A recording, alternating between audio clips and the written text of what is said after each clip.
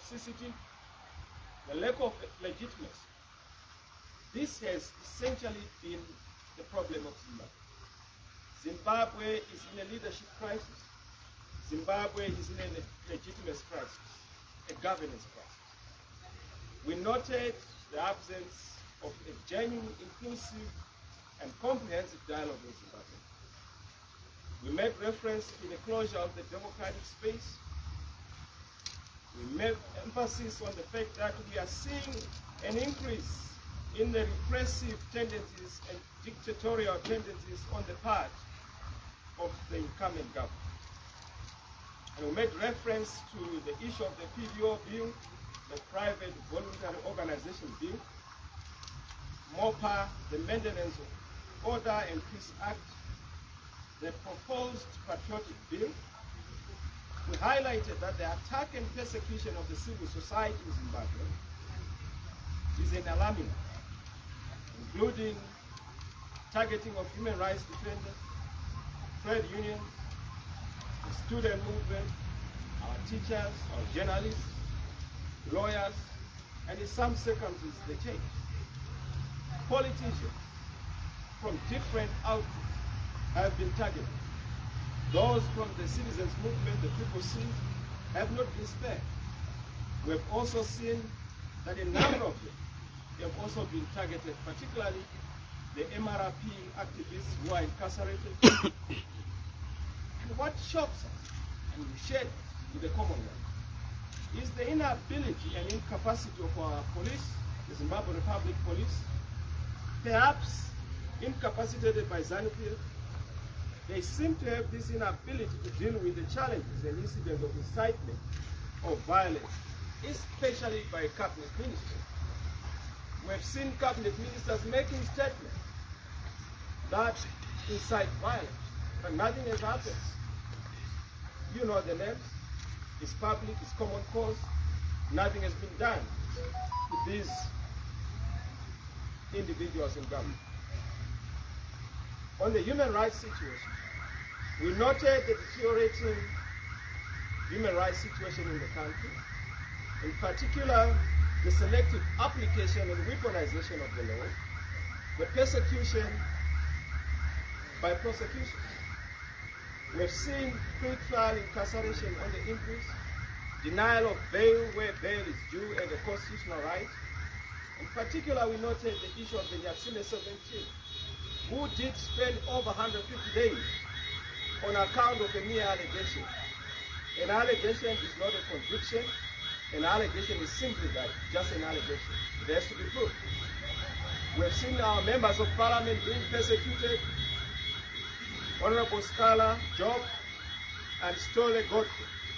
They're part of the 17 that have been incarcerated. We also highlighted the plight of political prisoners from other political parties, as I have already indicated, MRP included. The abduction and torture of our members, cases that are before the police. The murder of our activists, Boneni Ngu and others, violence against women, you know what happened to Honorable Tofa, the weaponization of food, particularly in the rural areas, where we have seen an increase in abuse and victimization of traditional leaders for partisan purposes, instigated with impunity and immunity by ZANU-PF from their topmost echelons.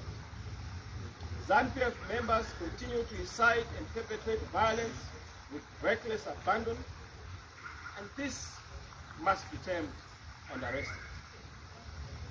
On the electoral environment, we note the general lack of political will to implement a credible, inclusive, and a comprehensive electoral reform regime.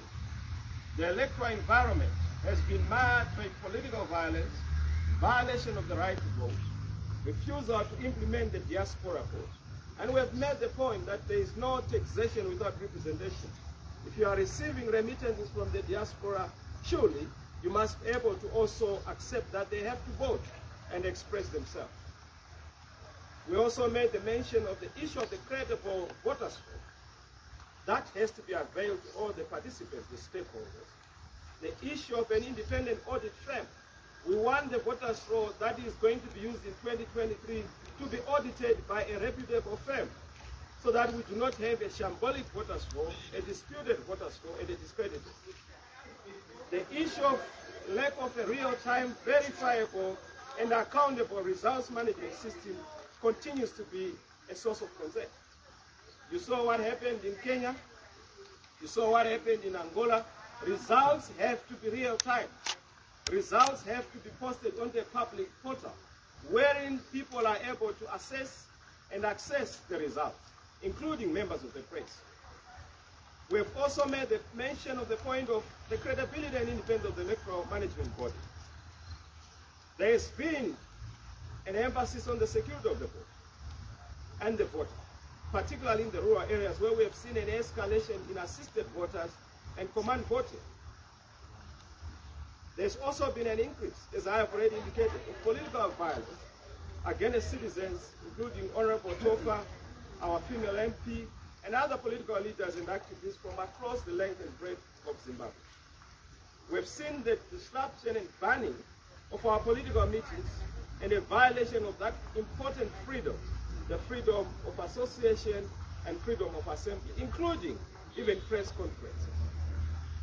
On the economic front, we made and underscored the point that 49% of Zimbabweans now live in deadening, extreme, and abject poverty. And we highlighted that the general situation and hardship in the country has escalated. The situation is now worse. There has been an escalation in suffering of the people, particularly on account of bad governance, economic mismanagement, corruption, and a disputed leadership. Zimbabweans do not have access to public services, including healthcare, quality education, social security, and safety nets. Poverty and economic hardship are all as a result of bad governance. And this has forced over 5 million Zimbabweans to flee the country. Over 2 billion is lost to corruption and illicit financial flows annually.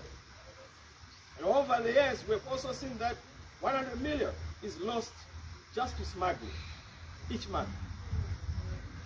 And I must emphasize that the fact that we have the Commonwealth coming to Zimbabwe at this particular juncture, hardly some few months ago, we also had the United Nations Special Rapporteur to deal with the sanctions. There was a humanitarian report.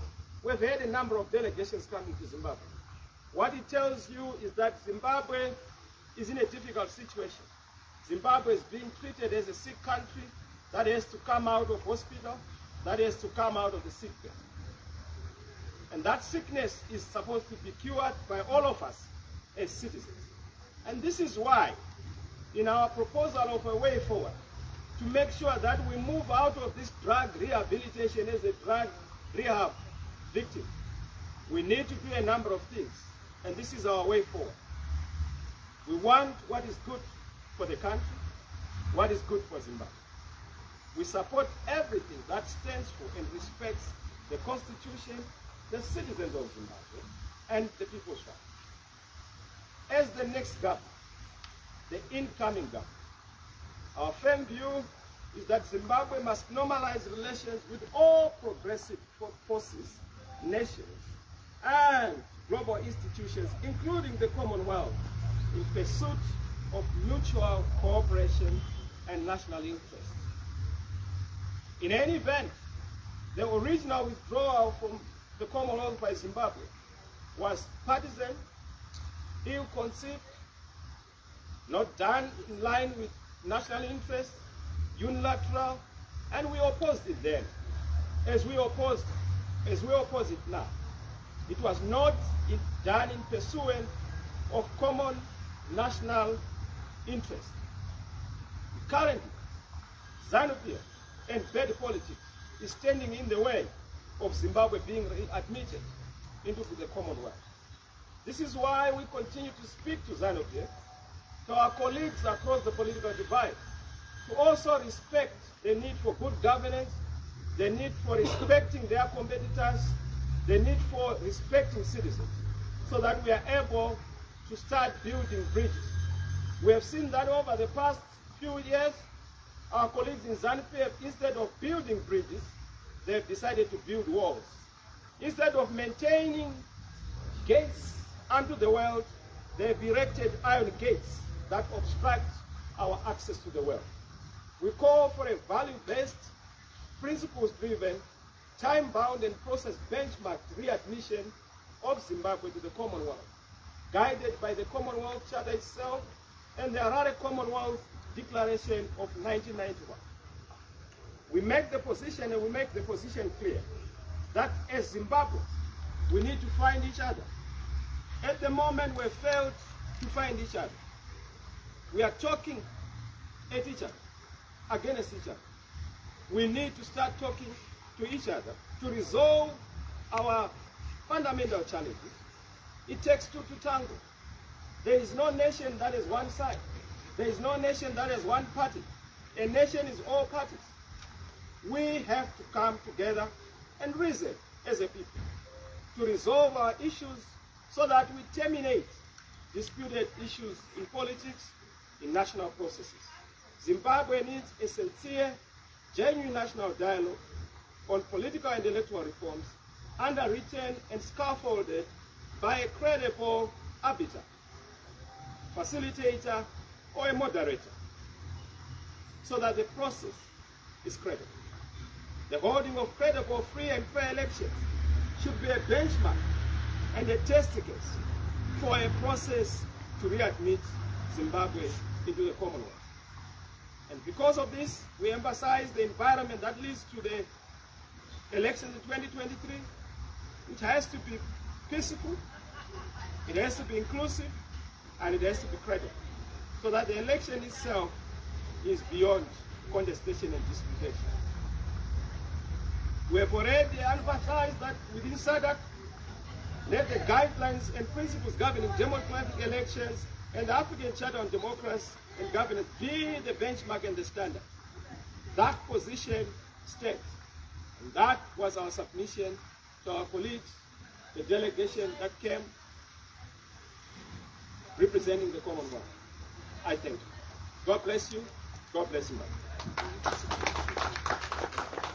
So as usual, we're going to take a few questions arising from the press briefing that's been delivered by Advocate Nelson Chamisa. As is our usual procedure, kindly identify yourself, the news house or media outlet that you're coming from, and then ask one question so that we can get as many as possible. We'll just take a few because the president has to attend to another engagement, but we do want to make sure that we thoroughly canvass the question of Zimbabwe's readmission to the Commonwealth. Yes, sir. My name is Love Chamisa. I'm from 260 Tech. I hope you can hear me. Yes, sir. Okay. So after you meeting with the Commonwealth delegation and you gave them your submissions, what was their response to your issues? Well, the most important thing is to hear two sides to the story. There is no full story without sides. They've heard our side. I'm sure they also heard the side of ZANU-PF. I'm sure they are going to also try and get the ZANU-PF president side, Mr. Mnangagwa. That's why we have said this is our take, this is our view, and this is what we've submitted. As to their decision, we await their feedback, but we are gratified that we had the opportunity to represent Zimbabwe. I know that what we say is a representation of the men across the length and breadth of Zimbabwe who would want to see Zimbabwe normalizing relations. In fact, we should not be having enemies around the world. We must be having friends around the world. But of course, any nation would have enemies. But ours must be an effort to make sure that we build more friends than we deliberately create enemies. Thank you. Thank you very much, Lovejoy. Are there any other questions? Yes. Yeah, I'm Pindai from ENC. President Chamisa, soon after the arrival of the Commonwealth delegation, we have realized a mass release of political prisoners, especially from your party. What's your comment about that? 2 days after the arrival? Well, I suppose that question is better answered by my colleague, Mr. Mnangagwa. He's the one who presides over ultimately the imprisonment and arrest of people, of course through prosecution and the police. So for you to expect you to say why the people were released after the Commonwealth camp. Your guess is as good as ours. We believe that good behavior is something that should not be imposed by those from outside. We must just be good to each other. We must just be good to citizens. There is no reason why Job Scala, Godfrey Stolle, and the Nyatsime 15 were incarcerated. They had not committed any crime. We still insist that they are not guilty, they are innocent. And the law says that you are innocent until proven guilty. But you can't be proven guilty by incarceration through pre-trial incarceration. And we have made that point. We don't understand why they have to spend over 150 days behind bars. It's not necessary. If they have an issue, let the matter be tried. If they have a case to answer, let it be the judgment and decision of the court. So yes, Commonwealth came, we saw certain things happening, but we have no reason to look at the outsiders as to the reason for our colleagues being released. And we are happy that they are released, except for two, whom we are still making effort to make sure that they are released. Thank you. Yes. Effort to secure SABC News. We've heard your side of the story, what you did tell the Commonwealth. But just out of interest, what did the Commonwealth tell you? What are they expecting from Zimbabwe? Well, the Commonwealth, their meeting with us is a confirmation that we're a dominant voice in the country and that we represent the majority of citizens. I'm sure they've also met ZANU-PF. So if you want to have a full picture, you must meet all the players. We are one of the players. They've understood what we are saying. They may not necessarily agree with us. They don't need to agree with us. But they have to respect our input. Hopefully, whatever they are going to come up as a report with is a reflection of what we say and what was also said by other voices.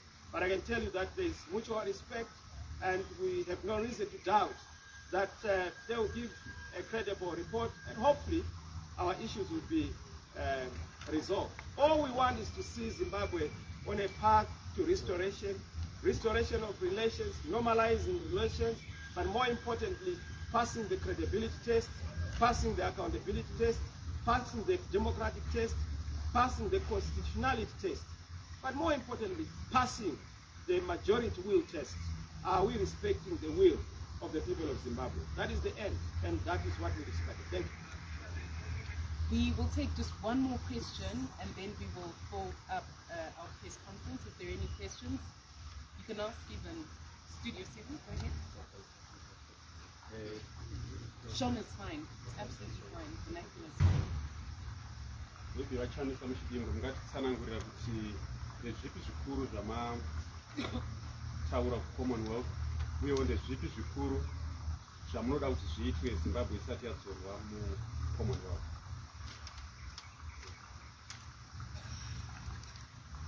In Ndebele or in Shona?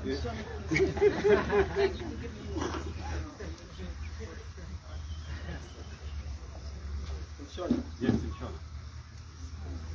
Isu tasangana neboka reCommonwealth zvatataura zvataona sokuti zvakakosha ndezvokuti kuti Zimbabwe idzorerwe kuCommonwealth chinhu chakakosha chinobatsira nyika.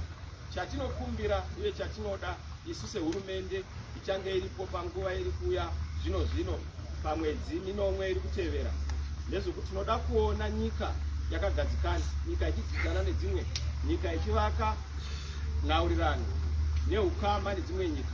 Izvozvo zvinouya chete kana taurirana pachedu. Hatingatauri nevamwe tisati tataurirana pachedu.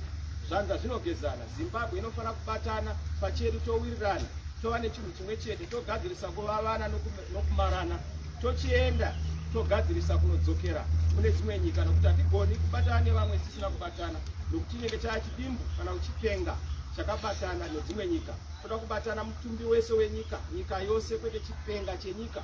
Toda kuti nyika yose ibatane zvinhu zvifambe zvakanaka. Saka tiri kuvandudza nyaya yekunhaurirana, tiri kuvandudza nyaya yekuti kuve negokorodzo yemazano ekusarudza mareforms anopinzwa kuti nyika iende mberi.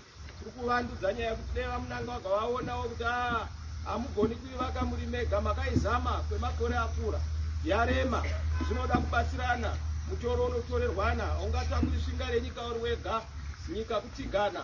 Tiuyawo tibatsirane, tikubatsire isu kana tazipinde pamberi oteverawo nokuti ushe madzoro kunoravana ndo shoko rinoita kuti nyika yedu ifambe zvakanaka, zvinhu zvedu zvifambe zvakanaka.